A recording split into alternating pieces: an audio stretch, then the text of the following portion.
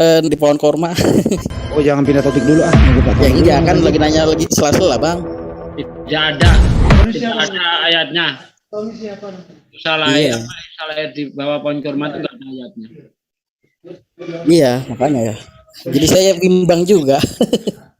Itu hanya tanda-tanda melahirkan. Kemudian kalau kita lihat hadisnya ketika Rasulullah, itu di hadis An-Nasa'i 446 kalau nggak salah. Itu Rasulullah itu ketika Isra Mi'raj disuruh turun oleh Jibril lalu disuruh sholat. Kamu tahu tempat apa ini? Kata Jibril, tidak tahu. Ini tempat lahirnya Isa di Bait Lahem. Atau orang Kristen nyebutnya Bait Lahem. Ada hadisnya itu. Iya. Bait Tapi Lahem juga- itu tempat pemotongan hewan. Tapi enggak juga Pak De. Di sini saya juga nemu beberapa bacaan sih. Ya belum tentu itu tempat jagal kandang Iya. domba gitu. Belum tentu itu Dari bisa kata jadi. Bait Lahem. Bait Iya. Lahem kan rumah jagal.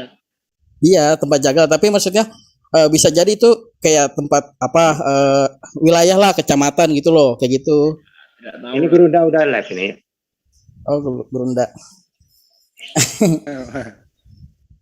Mana sih Pak Tony? Oh itu Pak Bang Juma. Temanya apa ini Pak temanya? Assalamualaikum warahmatullahi wabarakatuh. Waalaikumsalam. Waalaikumsalam warahmatullahi. Gurunda. Waalaikumsalam warahmatullahi wabarakatuh. Kata Pak Lamsan, Gurunda Juma. Gitu kata Pak Lamsan itu. Iya. Temanya apa temanya? Pakintaki. Apa nakana? Kang Andre. Sorry, tadi saya bawa di lantai satu lagi selesaikan makan. Oh iya. Oke. Oke. Saya sih kasih Allah. tema diskusi Bang Juma dengan Pak Tony NTT di JCC. Udah itu aja, nanti mengalir seperti apa. Apa temanya, Bang? Ya itu. Sebentar Pak Tony. Pak Tony, Iya, halo. ya temanya apa Bang sama Bang Juma? Waduh, saya juga tidak tahu nih. Kalau Katanya suruh begitu, masuk dengar-dengar saja gitu. oke kalau begitu Pak Tony NTT bertanya, Bang Juma menjawab. Kemudian diselingi dengan counter attack sedikit-sedikit. Baik, kita mulai live. Saya buka, saya live-kan sekarang. Halo, sebentar. Sebentar lah bang. Bang Handi terburu-buru nih. Iya, apalagi udah cepet waktu. Iya Pak Tony ya. Pakintaki Bang Suma. Maksudnya Pakintaki. saya Ya. juga bingung. Ya. Mau bahas apa? Saya pikir ini kita diskusi santai-santai. Iya, diskusi santai. Nanti saya yang mengarahkan temanya nanti ketemu kok. Tenang aja. Pak Tony siap aja nanti mau bertanya ke Bang Juma. Apapun itu dijawab oleh Bang Juma. Gitu ya. Pak Tony kan mungkin ada sesuatu yang bisa ditanyakan ke Bang Juma. Saya Mengenai tidak apa? tahu mau tanya apa nih. Bertanya aja tentang menurut Anda Yesus itu siapa sih? Tuhan yang Anda sembah itu siapa sih? Atau Paulus itu siapa sih? Bible itu sumbernya dari mana sih? Dan seterusnya banyak kok tema itu Pak. Ya Pak ya? Oke Pak? Saya tidak tahu mau tanya apa. Jadi silakan saya mau tanya apa yang. Oh kalau Tanya begitu apa nanti aja. saya buka nanti pertanyaan sedikit, nanti dikembangkan. Oke? Deal? Deal, Ya. baik. Saya buka. Assalamualaikum warahmatullahi wabarakatuh. Jumpa kembali. Waalaikumsalam warahmatullahi wabarakatuh. Ya, kita berjumpa kembali di JCC, Jum kesayangan kita semua di sore hari ini. Alhamdulillah dalam keadaan sehat walafiat semua. Di sini di room sudah ada gurunda kita, Zulkifli Mabas, akan berdiskusi dengan Mas Tony dari NTT. Temanya mengalir aja, bahwa diberi kesempatan penuh kepada Mas Tony NTT untuk bertanya ke Bang Juma. Tentu dengan topik nanti yang bervariasi dan saya akan mengerucutkan topik itu. Pak Tony, apa kabar Pak Tony Sula? Ya, baik Pak. Pak Tony, Anda di NTT Kristen ya Pak ya? Ya. Bapak happy nggak menjadi Kristen Pak? Bagaimana? Bapak bahagia nggak menjadi seorang Kristen? Maksudnya bahagia bagaimana ya? Kita pilihan. Jadi Kristen itu pilihan Pak. Iya, maksudnya ada pilihan ini Anda udah cocok tepat kepada diri Anda sebagai Kristen gitu. Iya. Pak Tony kan tentu paham Pak ya. Kristen itu kan menurut Anda kan pengikut Yesus ya. Betul. Oke, baik dijelaskan oleh Bang Juma. Apa benar Kristen adalah pengikut Yesus Bang Juma? Silakan Bang Juma, monggo. Baik, bismillahirrahmanirrahim. Assalamualaikum warahmatullahi wabarakatuh.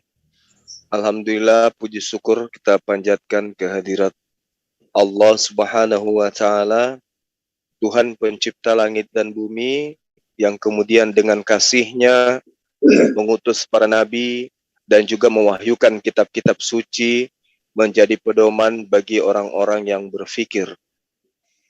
Salam kenal buat sahabat saya, saudara saya, Pak Tony. Ya, mudah-mudahan Bapak nanti betah berdialog di ZZZ ini, di mana Zoom ini adalah room yang memiliki legalitas dari pemerintahan, sehingga sajian-sajian yang diberikan oleh ZZZ itu insya Allah aman, ya, tidak akan mendapatkan rintangan apa-apa selama kita tidak membicarakan hal-hal yang berbau politik.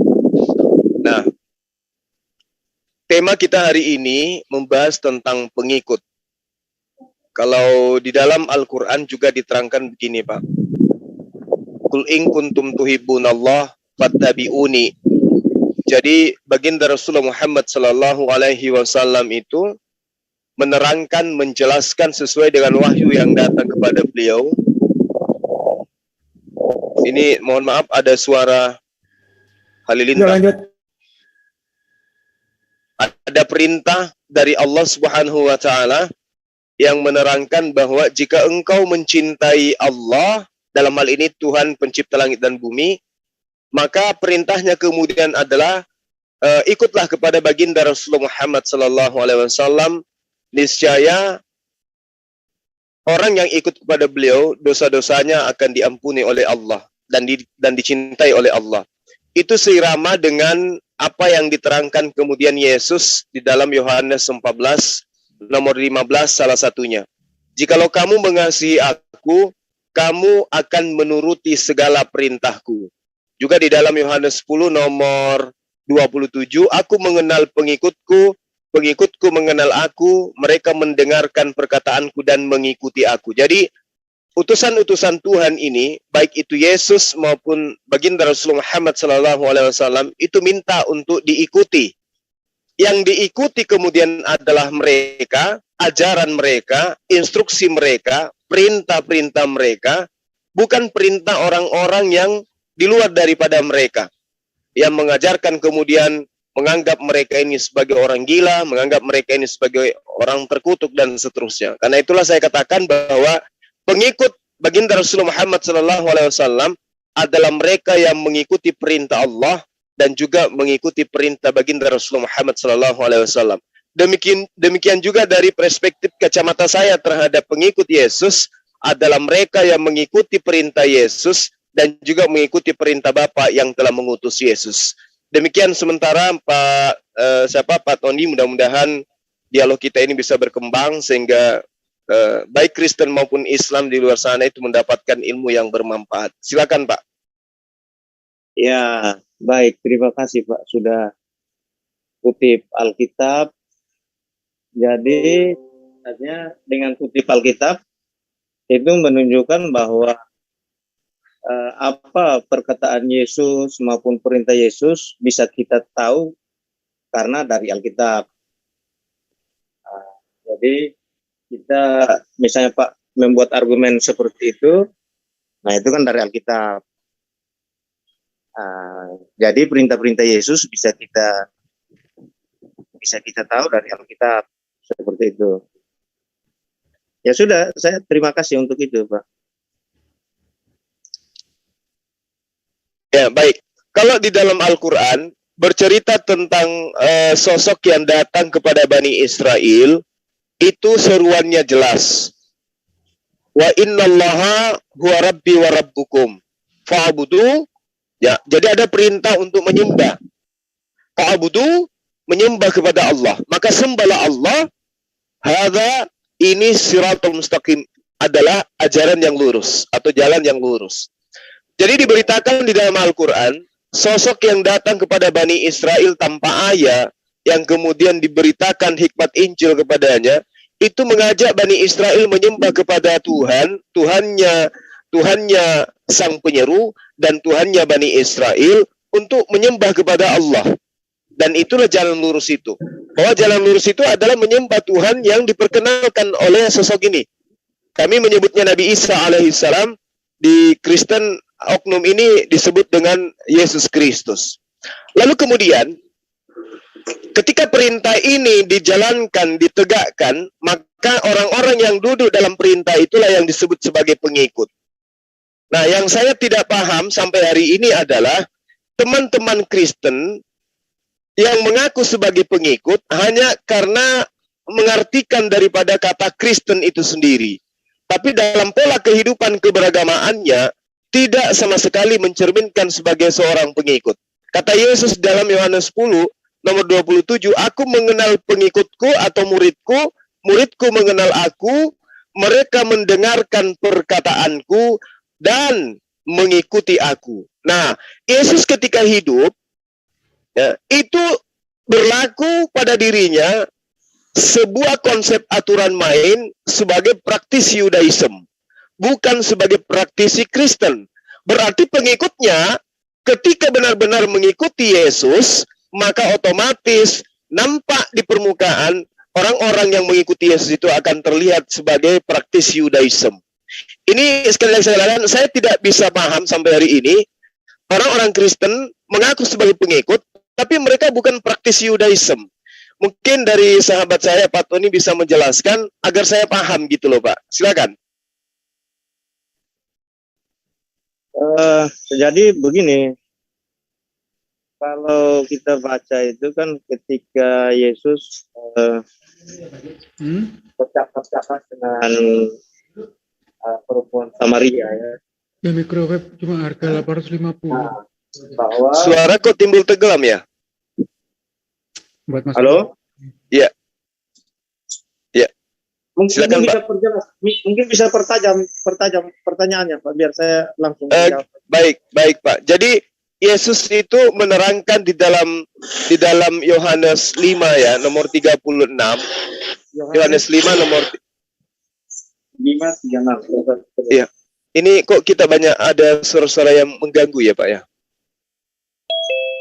Itu dari Ada- mic-nya Pak Tony itu kadang-kadang tuh Pak Juma. Oke.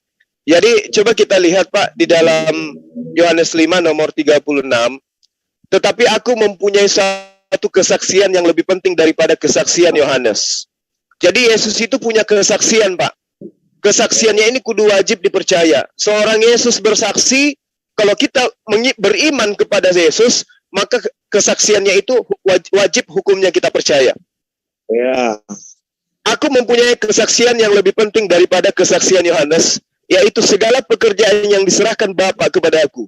Supaya aku melaksanakannya, pekerjaan itu juga yang kukerjakan sekarang, dan itulah yang memberi kesaksian tentang aku, bahwa Bapa yang mengutus aku. Poin ini kemudian sangat nyata dikatakan bahwa ketika Yesus datang melaksanakan aturan main, melaksanakan perintah yang di pekerjaan yang diperintahkan oleh Bapa kepadanya, maka semua ruang lingkup pengajaran, praktek dan teorinya itu menjabarkan tentang dirinya adalah sebagai seorang praktisi Yudaism, orang yang menjalankan hukum-hukum Taurat.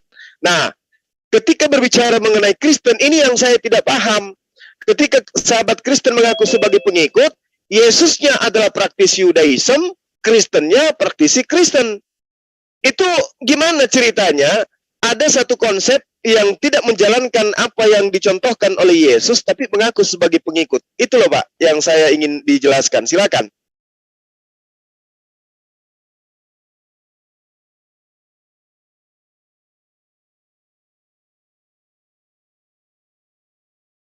Bang Handi, Ya, saya gangguan ya. Enggak. Pak, mana nih tadi? Kok hilang? halo, Tony, ya silakan Pak Tony. Mas Andi lagi ke belakang ini. Oh Ya, iya, lanjut. halo. saya pikir Ya, Bang Handi kedengaran. lagi tutup mukanya orang. Ya, lanjut, silakan. Lanjut Pak Tony. Jadi kalau kita lihat apa yang Yesus ajarkan, yang diskusikan dengan perempuan Samaria, jadi Yesus berkata bahwa saatnya akan tiba dan sudah tiba sekarang bahwa penyembah-penyembah yang benar itu menyembah Bapa dalam roh dan kebenaran. Nah, perempuan Samaria. Jadi ini ada perubahan sistem ibadah. Dari ibadah yang sifatnya lahiriah jasmania berubah ke ibadah yang sifatnya rohania dalam roh dan kebenaran. Jadi bangsa Yahudi dulu mereka kan ya ada menyembahkan harus di bait Allah. Waktu-waktu tertentu artinya terikat tempat begitu. Jadi Yesus menjawab perempuan Samaria itu bahwa sekarang sudah berubah masanya, tidak seperti itu lagi. Seperti sini. Jadi terjadi perubahan sistem ibadah, Pak. Kalau kita baca di Lukas 16 ayat 16 ya, kitab Taurat, kitab apa?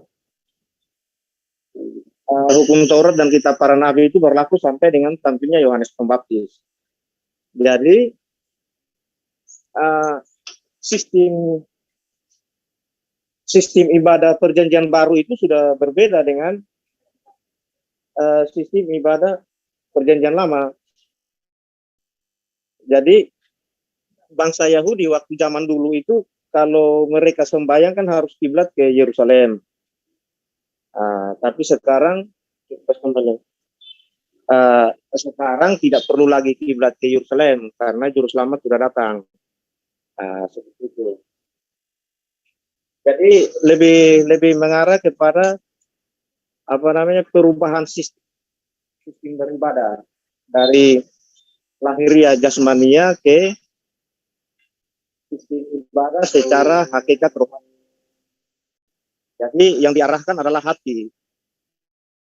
Jadi tidak mengarahkan badan lagi harus ke bait Allah di Yerusalem. Nah, sekarang kan bait Allah kan sudah runtuh. Tahun berapa? 70-an ya. Seperti itu. Jadi ada perubahan sistem ibadah.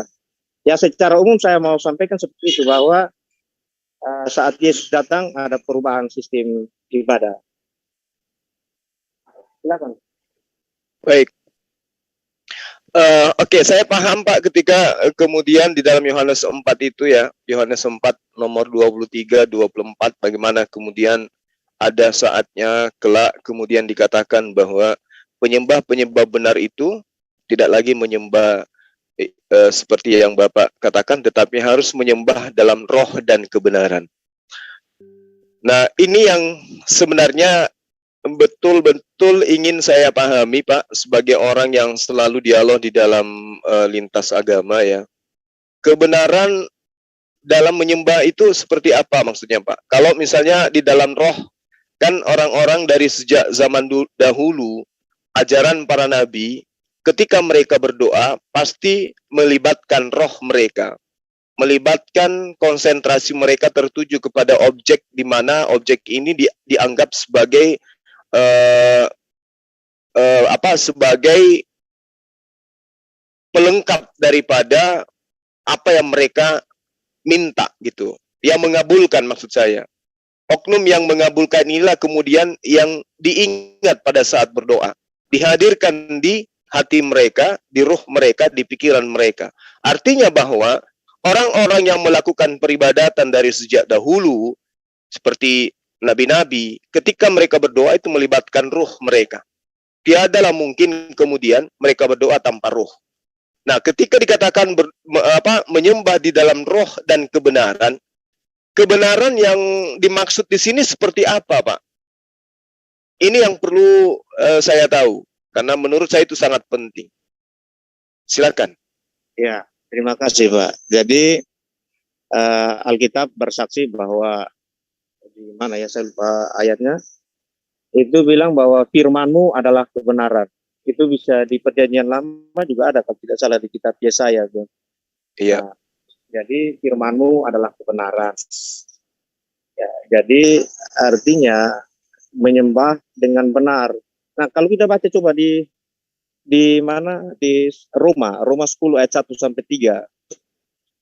Jadi giat untuk Allah harus dengan pengertian yang benar.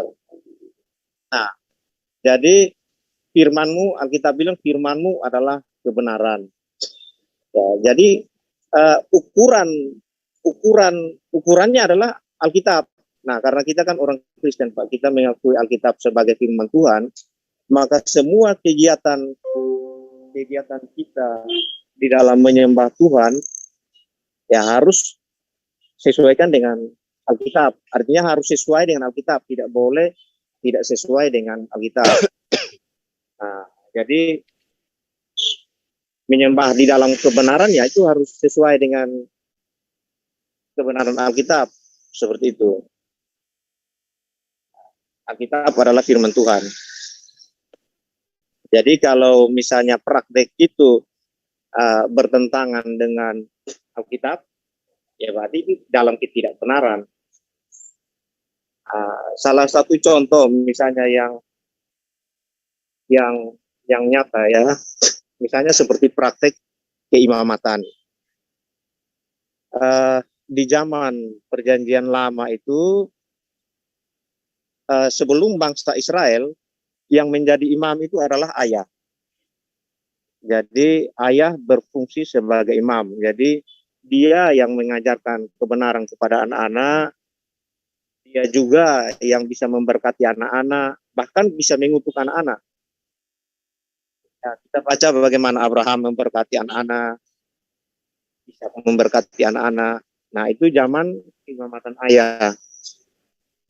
Nah, setelah bangsa Israel berdiri, ya karena banyak ayah, kita lihat bahwa ternyata setelah perjalanan sejarah manusia, rupanya banyak ayah yang justru memberontak terhadap Tuhan.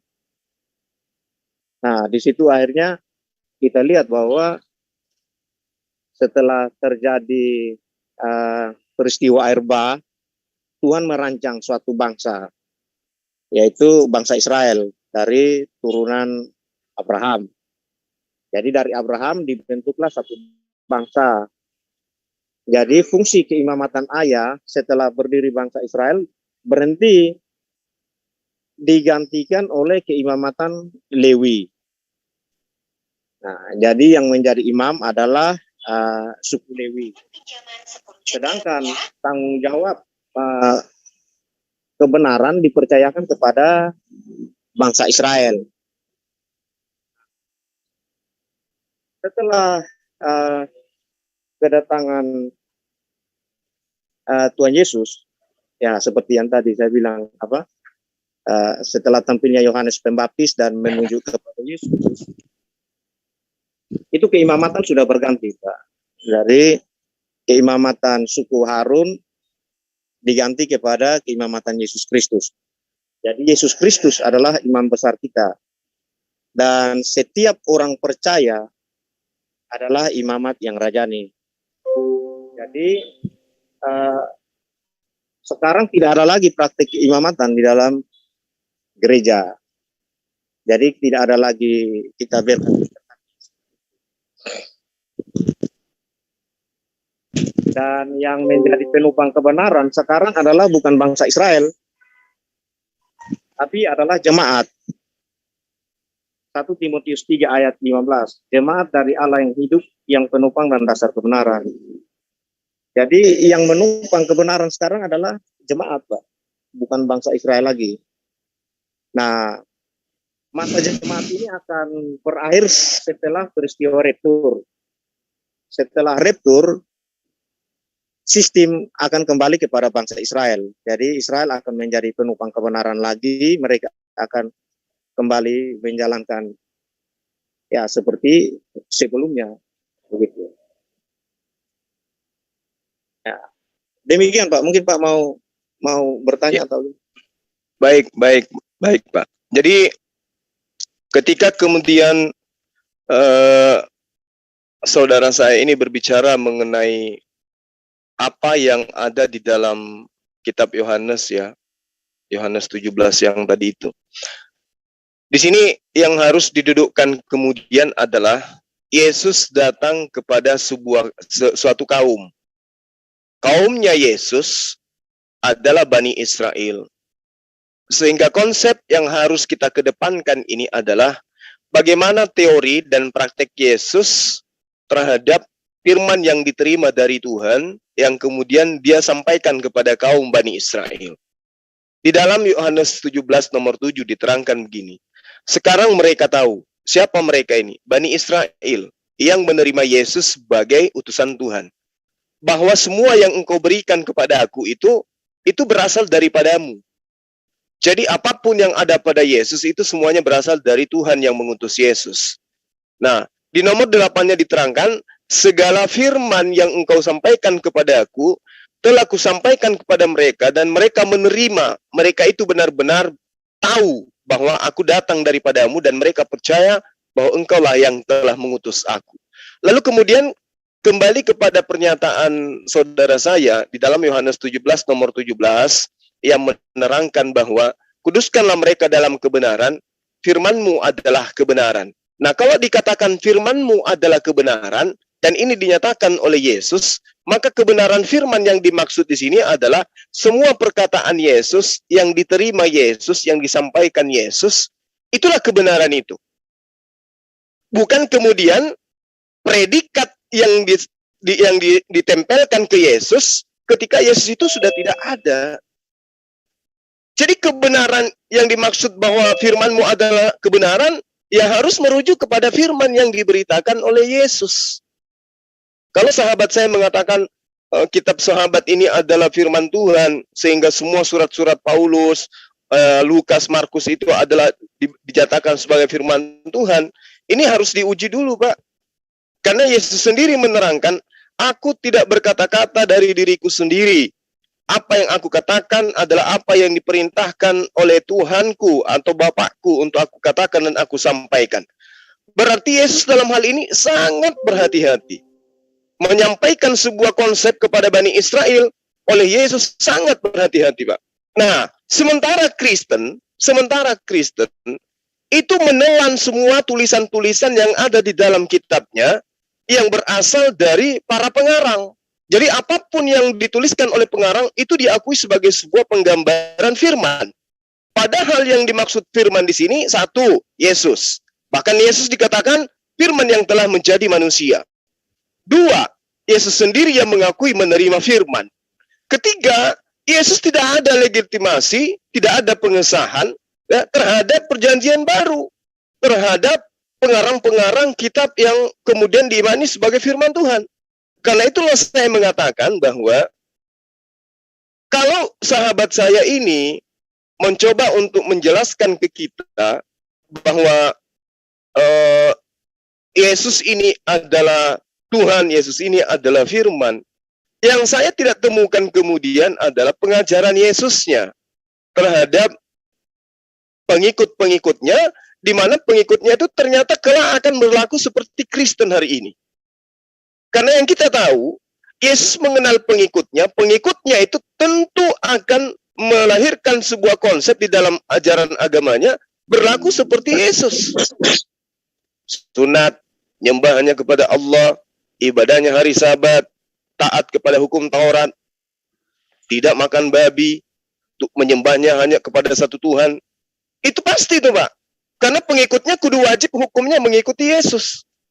Tapi hari ini kita lihat Kristen itu bertentangan jauh daripada apa yang Yesus teorikan dan praktekkan. Sementara yang menjadi jalan keselamatan dan hidup itu Yesus. Bukan Lukas, bukan Markus, bukan Matius, dan seterusnya. Dalam arti kata gini, di dalam Matius 23 nomor 15 diterangkan, celakalah kau wahai ahli kitab, orang Farisi, orang munafik, kau menyeberangi lautan, menjelajahi daratan untuk mendapatkan pengikut, untuk mentobatkan orang masuk ke agamamu menjadi orang neraka, dan membuat mereka menjadi 2 kali lebih jahat daripada engkau. Ini digenapi, Pak. Mohon maaf saya harus katakan, ini digenapi. Nubuatan Yesus tentang ahli kitab yang dikatakan orang Farisi, orang munafik, ini betul-betul tergenapi, Pak. Tergenapi dengan apa? dengan lahirnya sebuah konsep yang dilahirkan dari ahli kitab, yaitu Kristen. Coba kita lihat bagaimana Kristen kemudian memborbardir, melakukan makar terhadap ketetapan-ketetapan Tuhan yang ada di dalam kitabnya Bani Israel. Saya mengutip di dalam ulangan 4 nomor 2, bagaimana kemudian diterangkan di sana, jangan kau menambahi, jangan kau mengurangi. Juga di dalam Yeremia 30 nomor 6, jangan kau mengurangi, jangan kau menambahi firman-firmanku, agar kau tidak disebut sebagai seorang pendusta. Nah, kemudian kalau kita lihat Kristen, ya, itu adalah sebuah konsep dari penyurat-penyurat yang menuliskan sebuah konsep ajaran yang merubah, menambah daripada apa yang Tuhan firmankan kepada nabi-nabi sebelumnya. Saya kira Bapak ngerti apa yang saya maksud, Pak. Ulangan 42, ulangan 12 nomor 32, ulangan 13 nomor 11, Amsal 30 nomor 6, bahkan Wahyu 22 juga bercerita itu. Jangan kau menambahi, jangan kau mengurangi. Tapi apa yang terjadi sekarang? Ketika Yesus mengatakan, tidak setitik pun dihilangkan sebelum langit dan bumi lenyap dari hukum Taurat dan perjanjian kekal Allah itu mengenai sunat, itu sudah tidak ditemukan lagi di Kristen. Dan Kristen ini adalah sebuah agama yang cikal bakalnya jelas terbentuk oleh karena adanya ahli kitab, orang Farisi yang meninggalkan Yerusalem, menyeberangi lautan, menjelajahi daratan untuk mencari pengikut. Dan itu hasilnya lahirlah Kristen. Di Antioquia pertama kali disebut dengan sebutan itu. Demikian, Pak, silakan. Terima kasih. Jadi, ya mungkin saya habis ini ada sedikit kesibukan. Tapi saya mau jawab secara singkat seperti ini, Pak. Yang Pak kutip tadi di Yohanes 17 itu kan Yesus berbicara kepada murid-muridnya. Nah, itu kepada khusus 12 murid. Kita tahu bahwa Yahudi kan terakhir menolak Yesus. Sedangkan murid-murid menerima Yesus. Jadi perlu dibedakan konteks itu. Dan murid-murid sesuai dengan pengakuan Petrus menerima, mengakui bahwa Yesus adalah Mesias. Seperti itu, Pak. Jadi mungkin Pak Suma nanti perhatikan baik-baik konteks ayat tersebut di perikop tersebut. Ya, mungkin sementara gitu dulu, Pak. Saya kadang sering ada kesibukan, jadi nanti kita bisa lanjut di lain kesempatan. Ya, saya terima kasih, kita sudah bisa diskusi dengan baik, dengan santun, sama-sama bisa Baik, saling Pak, baik. mendengarkan. Ya, jadi seperti itu, Pak Sumaya. Jadi Baik, nanti baik, Pak Tony, baik ya konteksnya.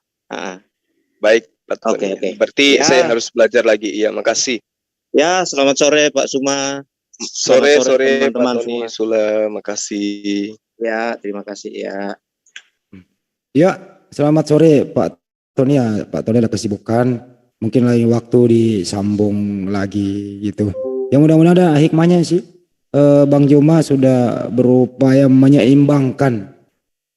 Sepertinya juga kurang seimbang, artinya dalam hal menanggapi ya apa ya argumentasi Bang Juma, apa argumentasi Bang Tony. Kemungkinan Bang Tony-nya belum terlalu siap untuk arah yang lebih mendalam, Bang Juma. Bagaimana pendapat Bang Juma ini? Jadi gini, Bang. Iya. Mau tidak mau, sahabat Kristen itu, coba deh kita jujur terhadap diri kita, terlepas kita ini adalah sebagai seorang Muslim. Semua yang hadir di room Zoom ini, saya ingin tahu dari antum semua. Ini bukan karena kita itu benci atau bukan karena kita merasa lebih sempurna, melainkan kita hanya sebagai pemberi peringatan aja terhadap saudara-saudara kita. Terlepas daripada benar tidaknya, ya itu kita serahkan kembali kepada teman-teman Kristen.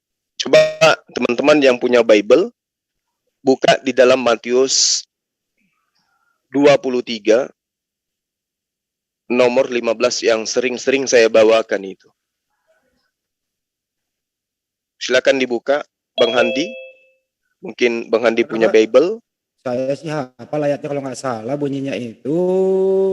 Iya. Celakalah kamu ahli-ahli Taurat dan orang-orang Farisi. Hai kamu orang-orang munafik, sebab kamu mengarungi lautan dan menjelajah daratan dan seterusnya. Kira-kira begitu ya? Iya, betul Bang Iya. Handi. Betul. Waduh, Nah, ternyata saya hafal Bible banyak, Pak. Iya, harus karena sudah terlanjur terjun di dunia apologet Iya, harus. siap. Nah, jadi kemudian kalau kita melihat nubuatan ini, memang berat kemudian ketika teman-teman menyadari bahwa ternyata memang di dalam pengabaran daripada ahli kitab itu melahirkan sebuah konsep pengajaran. Dan pengajaran itu buahnya adalah Kristen. Dari mana Islam ini berasal? Islam ini berasal dari pengajaran Nabiullah Rasulullah Muhammad sallallahu alaihi wasallam. Dia bukan ahli kitab, dia bukan orang Farisi, dia bukan orang munafik. Tetapi kemudian yang diterangkan di dalam nubuatan Matius ini itu ahli kitab, Pak. Ahli kitab yang diceritakan di situ. Ahli kitab yang diceritakan, kemudian ceritanya nggak main-main. Celakalah kamu, hai ahli Taurat. Ya, celakalah kamu, hai orang-orang Farisi. Celakalah kamu, hai orang-orang munafik. Kenapa celaka mereka? Sebab kamu mengarungi lautan dan menjelajahi daratan untuk mentobatkan satu orang saja menjadi penganut agamamu atau ajaranmu. Dan sesudah mereka bertaubat, kamu menjadikan mereka orang neraka yang 2 kali lebih jahat daripada kamu sendiri. Nah, ahli kitab ini itu membuat sebuah konsep ajaran. Apa ajaran itu kira-kira Bang Handi? Kristen. Nah, itu dia. Coba kita lihat. Kebetulan ada guru saya di sini, Aisugi. Coba kita lihat. Apakah pernah diceritakan Paulus ini menyeberangi lautan? Pernah enggak? Dia ini diceritakan menyeberangi lautan. Bagaimana kemudian dia menyeberangi Aegea menuju Korintus. Bagaimana dia mengunjungi pelabuhan-pelabuhan yang ada pada masanya. Jadi ini sangat jelas, kita nggak bisa menuduh. Baginda Rasulullah Muhammad SAW bukan ahli kitab, bukan orang Farisi, dia nggak pernah nyeberangi lautan. Jadi mau tidak mau, ketika diperhadapkan dengan tema ini, dengan materi ini, lalu kemudian kita minta mereka mendudukkan akal sehat, ahli kitab membentuk sebuah pengajaran yang mereka sebut kami ini adalah Israel Yahudi, Yahudi rohani. Itulah dia. Dari buahnya kau mengenal mereka. Itulah Bang Handi. Makanya memang agak berat materi-materi yang kayak begitu, Bang. Nah, coba kita telusuri nanti data-datanya. Benarkah Paulus itu menyeberangi lautan, menjelajahi daratan? Paham mereka itu menyeberangi lautan, bahkan perahunya itu bersama teman-temannya itu mengalami musibah, bocor gitu ya. Tibalah dia di suatu negeri yang namanya Roma. Di situ mereka beradaptasi. Nyebrang lautan kan Bang? Di situ sering nyebrang lautan, menjelajahi daratan dari pelabuhan ke pelabuhan, mengajarkan apa? Mengajarkan tentang Yesus. Jadi kita tidak bisa pungkiri sehingga kemudian Kristen ini berasal dari ahli kitab. Nah, pernah enggak Paulus itu mengaku orang Farisi, Bang? Pernah. Ya pernah. Dia ngaku sebagai orang Farisi. Jadi nubuatan ini tergenapi oleh siapa?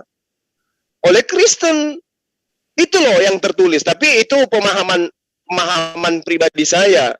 Mana tahu ada di antara Kristen yang mampu menunjukkan bahwa ahli kitab, orang Farisi itu keluar daripada Yerusalem, mengambil orang-orang di luar Yerusalem menjadi pengikut agamanya, dan pengikutnya itu sekarang disebut Islam. Mana tahu. Ya, mana tahu mereka mau mengakui bahwa baginda Rasulullah Muhammad SAW itu adalah anak dari keturunan Ishak. Mana tahu. Iya kan? Ya. Wallahu alam. Segala sesuatunya bisa mereka rubah. Gitu. Jadi kalau Saya kira menurut, begitu. iya, Iya. jadi kalau menurut saya sih, Bang Juma, memang Iya. kalau dalam diskusi itu, dalam hal yang tertulis dengan jelas yang dibaca Bang Juma, teman-teman yang lain itu, cenderung kita dianggap provokatif. Kalau menyatakan kebenaran yang tertulis tidak dikurang, tidak ditambah.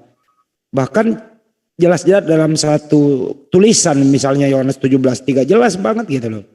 Nah ini membuat Bang Juma sering dianggap provokatif, negatif dalam membaca atau menafsirkan atau membaca satu ayat di Bible yang begitu sangat terang gitu. Bagaimana menanggapi ini Bang Juma? Jadi gini Bang Handi, perbedaan kita sebagai seorang muslim dengan yang non muslim itu ada pada titik di mana umat Islam itu menjadi seorang mukmin, menjadi seorang muslim itu karena berdasar terhadap kekuatan akal dan wahyu. Itu di situ tuh poinnya. Jadi umat Islam itu senantiasa diajak untuk mengasah akal pikirannya dalam memahami dan mengimani. Jadi kita tidak serta-merta mengimani. Kita landasan Islam itu adalah berdasar terhadap akal. Jadi akal ini dijadikan sebagai filter untuk mengimani. Berbeda dengan mereka. Mereka hanya berdasar iman. Sehingga muncul ada beberapa dari mereka yang titelnya sebagai seorang pendeta mengatakan akal sehat bagi Kristen itu adalah racun. Ada juga yang mengatakan semalam bahwa ada yang tidak bisa ditelaah oleh akal, melampaui akal. Padahal yang terjadi adalah sesuatu yang sudah diimani sepenuh hati, begitu ditelaah dengan akal ternyata tidak masuk akal. Makanya dikatakan itu sudah melampaui akal. Maka muncullah istilah akal-akalan. Betul. Nah, kemudian poin yang paling terpenting adalah ketika nubuatan demi nubuatan itu ada, iblislah yang menjadi bapakmu, kamu ingin melakukan keinginan-keinginan bapakmu, apabila dia mengawali hidupnya dengan membunuh manusia pada awal mulanya, kemudian berkata bukan berdasarkan atas firman Tuhan, tetapi apabila ia berkata dia berdusta. Nah, yang mengimani ajaran sang bapak iblis ini tentu tidak berkesesuaian dengan akal. Itu udah pasti tuh. Maka untuk menganggapnya sebagai sebuah kebenaran, ya akal-akalan. Nah, yang terjadi saat sekarang Bang Handi adalah kita sebagai seorang muslim menyadari hidup berdampingan dengan sahabat-sahabat dari Kristen. Mereka yang mereka unggulkan adalah pandangan mereka terhadap umat Islam mayoritas yang meninggalkan Al-Quran. Belum lagi propaganda-propaganda ya, yang dibuat dengan sengaja agar citra Islam itu buruk. Dan juga belum lagi oknum-oknum Islamnya yang memang meninggalkan Quran. Sehingga ketika mereka masuk ke rumah ibadah mereka, yang ada adalah doktrin dogma, Islam itu buruk, Islam itu jahat, Islam itu teroris, Islam itu barbar dan seterusnya. Dan mereka kemudian diberikan obat kuping, data-data yang mengenakkan kuping mereka, sehingga mereka semakin yakin terhadap kebenaran, terhadap apa yang mereka anggap benar. Tapi ketika diperhadapkan dengan umat Islam yang paham kitab mereka, disitulah mereka akan kabur tanpa bayangan. Gitu Bang Handi. Iya, betul. Ternyata mereka akan dikagetkan. Berhadapan dengan Bang Handi kaget. Berhadapan dengan Akhi Sugi kaget. Berhadapan dengan Adinda Tahta kaget. Berhadapan dengan saya juga kaget. Kaget mereka. Kenapa? Karena ternyata iman mereka selama ini tidak ditopang oleh konsekuensi kebenaran akal. Sementara yang dikatakan manusia adalah mereka yang bisa mendudukkan akal sebagai panduan di dalam hidup ya bermasyarakat. Tinggalkan akal. Pada saat Anda ingin berhubungan dengan sesama manusia, Anda dicap gila. Begitupun dalam hal beragama. Silakan Bang Handi. Betul. Jadi cenderung yang kayak semalam itu ya, bahwa honornya kalau ini memang tadi tidak bisa dijangkau dengan akal, dengan goib itu, ya kembali ke yang tertulis di kitab suci untuk diimani. Karena nggak semua memang bisa dibuktikan dengan kasat mata. Tapi persoalannya adalah sesuatu yang nggak ada diakal-akalin menjadi ada. terus dikatakan sebuah patokan pedoman. Ini yang problem. Gimana menyikapi itu sesuatu yang nggak ada tertulis, diakal-akalin, kemudian dijadiin pedoman. Bahkan cenderung dikatakan kitab suci. Nah ini kan yang berbahaya sebenarnya. Gimana menyikapi Bang Juma? Ya jadi gini Bang Handi, Al-Quran ini ketika dia berbicara mengenai tauhid, agama yang benar itu kan gini Bang, menurut kacamata para nabi ya, yang kemudian ajaran nabi-nabi masih tersisa di dalam hasil investigasi para pengarang kitab-kitab terdahulu. Yang pertama, sebagaimana yang diterangkan oleh kitab mereka, Yesus mengatakan bahwa Tuhan yang mengutus aku, kamu tidak dapat melihatnya, suaranya pun tidak bisa kamu dengarkan. Itu jelas Bang. Yohanes 5:37. Ya betul. Ya. Lalu kemudian diterangkan begini, di dalam Al-Quran itu sudah nyata bagi kita umat Islam. La tudrikuhul absar wa huwa yudrikul absar wa huwal latiful khabir. Bahwa sang pencipta alam semesta itu tidak dapat dicapai oleh penglihatan mata. Nah, ini ketika diperhadapkan dengan mereka akan melakukan jurus pakintakirong. Apa jurus pakintakirong itu? Sesuatu perasaan yang dirasakan oleh manusia di luar dari perasaan yang biasanya, gitu loh. Ada suatu kondisi di mana mereka terlupakan dengan kenikmatan yang ada. Ketika dia mengatakan Tuhan itu tidak bisa dilihat oleh mata, Bapa yang mengutus aku tidak bisa kau dengarkan suaranya. Bapa bukan manusia dan bukan anak manusia sehingga dia berdusta. Bapa itu selama-lamanya di tempat yang tinggi. Bapa tidak bisa turun ke atas muka bumi. Karena sedangkan jangankan bumi, langit, bahkan langit yang menaungi seluruh langit pun tidak dapat memuat Bapa. Itu nyata itu Bang. Sehingga kebenaran ini ya, ketika mereka tahu, dia akan melakukan apa istilahnya itu? Propaganda konsep pemahaman dan juga argumentasi-argumentasi yang disusun yang mengatakan kita tidak memahami kitab mereka. Karena kita tidak memiliki siapa? Kita tidak memiliki Roh Kudus. Itu poin yang mereka akan jajakan. Kamu tidak mengerti kitab suci kami, kata mereka. Kenapa? Karena kamu tidak memiliki Roh Kudus pada dirimu. Ini yang selalu dijajakan. Kenapa demikian? Karena tidak sinkronnya antara apa yang tertulis di dalam kitab mereka dengan apa yang mereka imani sebagai sebuah kebenaran. Kalau Al-Quran, umat Islam tidak. Umat Islam mengatakan Tuhan itu satu, tauhid. Tuhan itu tidak beranak, Tuhan itu bukan makhluk. Ya, Tuhan itu tidak beristri, Tuhan itu tidak diperanakkan. Itu sudah final dan kebenarannya absolut. Bisa terbukti di alam nyata. Sementara mereka terlanjur cinta terhadap sebuah konsep doktrin dogma.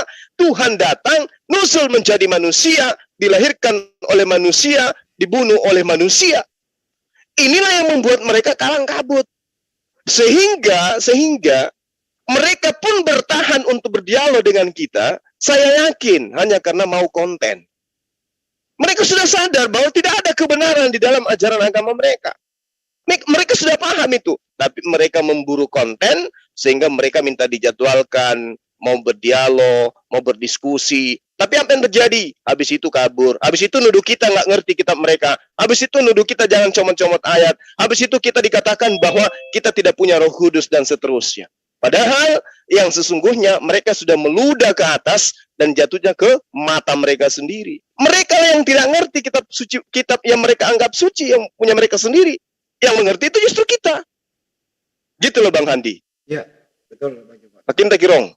Ya, selesai terakhir nanti artinya keterangan-keterangan atau pertanyaan standar cenderung yang gampang untuk dijelaskan, bahkan mengembalikan ini pertanyaan SD kalau begini. Nah inilah sebenarnya yang menggores. Bahkan pertanyaan yang standar kayak begitu, argumentasi standar, ilmu yang standar, inilah yang nggak bisa dijelaskan ke pokok masalahnya, akhirnya membuat suatu kesimpulan yang alasan-alasan klasik, kemudian diargumentasikan melalui ilmu filsafat yang membuat orang yang mendengarkan itu cenderung tidur dan tidak masuk dalam mindset. Karena apa? pendapat itu sudah ada baru mencari gitu loh. Ini sebenarnya problemnya di sana Banyuma. Cukup waktunya mungkin Banyuma saya serahkan deh sekali-kali Iya. Banyuma yang menutup. Monggo silakan ditutup.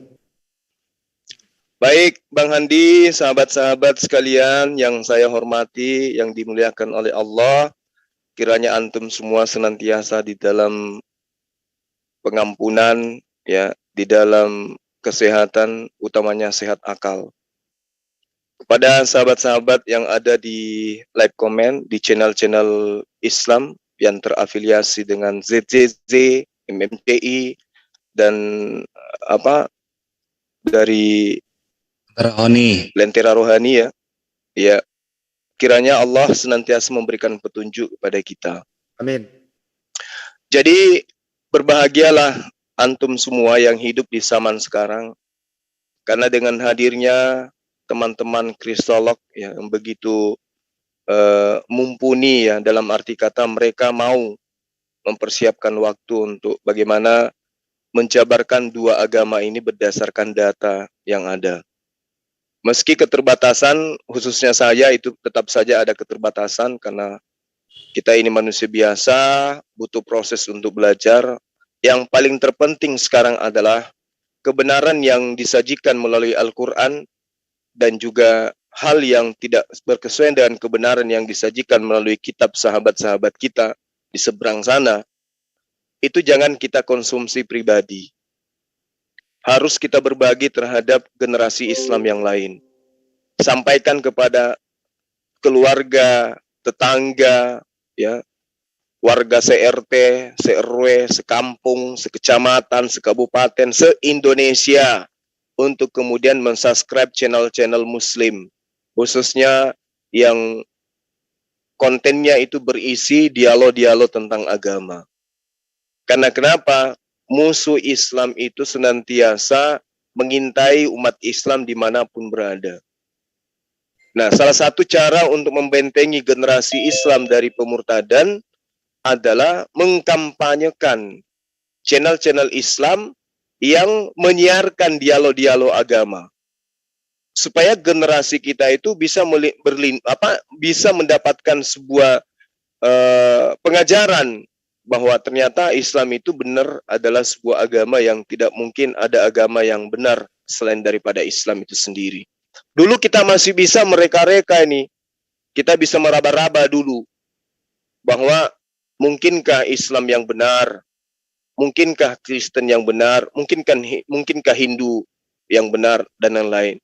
Itu masih meraba-raba dulu sebelum ada channel-channel seperti ini. Sekarang kita nggak bisa meraba-raba lagi, semuanya sudah nyata, sudah jelas, sudah gamblang di hadapan kita kebenaran itu.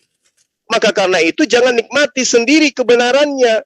Beritakan semua channel-channel kita, ya, sampaikan kepada tetangga, keluarga, sebarkan di grup-grup WA antum semua, supaya teman-teman itu mendapatkan materi ilmu tentang dialog lintas agama gitu.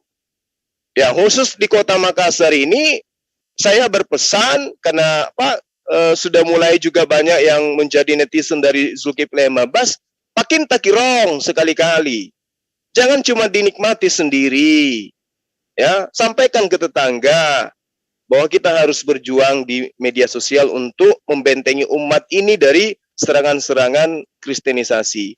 Ini saya mendapatkan informasi dari Adinda Ustadz Alwan bahwa ada lagi korban, ya ini sementara diselidiki, ada anak di bawah umur yang sedang disekap, ya saya bahasakan disekap karena ini diambil dari keluarganya untuk kemudian dimurtadkan. Ini kita sedang selidiki, orang tuanya sudah melapor. Saya instruksikan kepada tim MMCI untuk segera mengetahui di mana titik anak ini yang korban kristenisasi ini. Kita ada nerima chat-chat dari Ustadz Alwan ya terkait dengan keluhan anak yang sekarang ini lagi disembunyikan oleh tim yang saya sebut misionaris.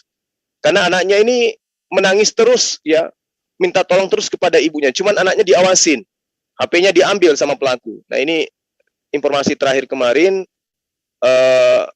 pelaku-pelaku ini sementara mencari jalan untuk kabur dari Kota Makassar. Ini yang kita sementara selidiki sekarang. Jadi itu bukan bukan berita hoax ya sahabat-sahabat. Memang ada gerakan-gerakan, terselubung di sekeliling kita yang kita tidak tahu.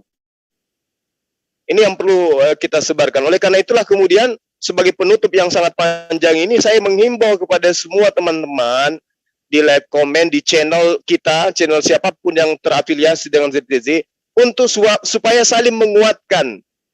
Disebar itu link-link Zoom supaya orang tua itu tahu untuk menjaga anak-anaknya. Jangan kemudian kita hanya menikmati sendiri. Habis itu japri Bang Handi, japri saya, ya hal-hal yang tidak penting. Ya, lebih baik japri tetangga, sekampung, se-RW, sekabupaten, kalau perlu umumkan di masjid-masjid menggunakan toa untuk supaya teman-teman muslim di kompleks itu menyimak daripada dialog lintas agama. Supaya mereka menentukan mana yang benar, mana yang salah gitu loh. Kalau hanya menikmati ceramah di masjid, pasti Islam yang benar. Kalau cuma menikmati khutbah di gereja, pasti sama. Mereka akan mengakui bahwa Kristen yang benar. Nah, coba diadu. Cara ngadunya gimana? Ikuti debat-debat, konten-konten debat, channel-channel debat. Di situ akan tergambar jelas di situ. Siapa yang benar-benar agama yang benar, siapa agama yang hanya pembenaran saja. Saya kira begitu para sahabat-sahabat sekalian. Terakhir untuk pembangunan masjid kita di Blora, teman-teman saya minta dengan hormat karena ini sudah hampir mencapai finishing. Ya, sebentar lagi kita akan ada peresmian dan diwacanakan akan dihadirkan gubernur untuk peresmian masjid kita. Saya mohon ya dengan hormat kepada para netizen yang memiliki harta berlebihan atau ada sedikit keinginan untuk berinfak, berapapun jumlahnya, silakan kemudian untuk mensedekahkan, menginfakkan hartanya di rekening yang sudah tertera dari tim kita, dari teman-teman ZJZ. Saya kira begitu. Semoga Allah melimpahkan hidayah, rahmatnya kepada kita semua. Amin. Baik yang sudah bersedekah maupun yang belum bersedekah. Agar kiranya kita satu padu di dalam menjalankan Islam ini dengan baik dan benar. Saya akhiri. Subhanakallahumma wa bihamdi. Asyhadu an la ilaha illa anta astaghfiruka wa atubu ilaih. Assalamualaikum warahmatullahi wabarakatuh. Salam satu Tuhan, salam tauhid, Allahu Akbar. Allahu Akbar. Terima kasih. Waalaikumsalam warahmatullahi wabarakatuh. Salam pesan. Waalaikumsalam warahmatullahi Wabarakatuh. Gurunda. Tunggu dulu, Oh iya. Bentar ya. Oke. Lampe tongon. Lampe. Tapi Zulfikar Official sudah off. Mas Zuma, ini ada saudara kita yang seorang ustadz juga ingin ngobrol dengan Mas Zuma. Apakah diizinkan? Bentar, Bang. Teman saya Gurunda. Pak Ustadz di sini. Jangan Ustadz. Iya. Kalau sama Ustadz itu berarti sayanya yang harus ngobrol sama dia.